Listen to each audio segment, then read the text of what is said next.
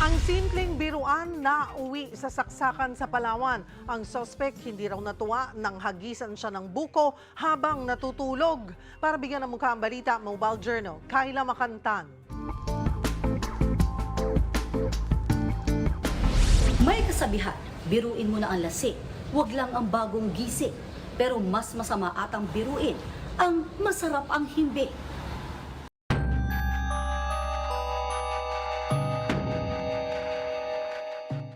Alas 4 na madaling araw kahapon, habang nag-aayos sa mga naglalako sa Old Public Market sa Puerto Princesa, isang krimen ang nasaksihan ng marami.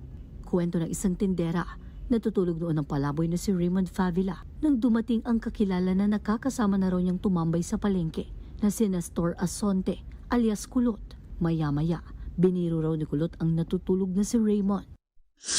Ayun din po sa pag-amin ng ating suspect po, binato daw po siya ng ating biktima ni Nestor ng buko. So nagalit po siya at bilang ganti ay sinaksak.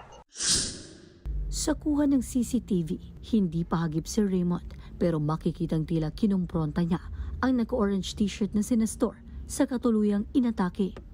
Nakadampot pa ng walis tingting si Nestor na pinagsangga kay Raymond hanggang sa mawala na siya ng laban.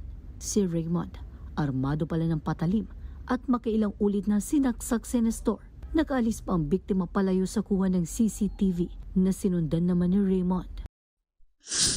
Dead on arrival po siya to sa ospital ng Palawan. Naaresto sa follow-up operation si Raymond na nasa kustudiya ngayon ng Puerto Princesa Station 1. Kasong homicide ang maaari niyang kaharapin.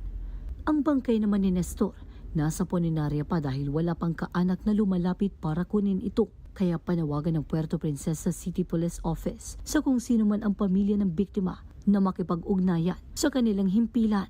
Mobile Journal, Kayla Makantan, hatid ang mukha ng balita.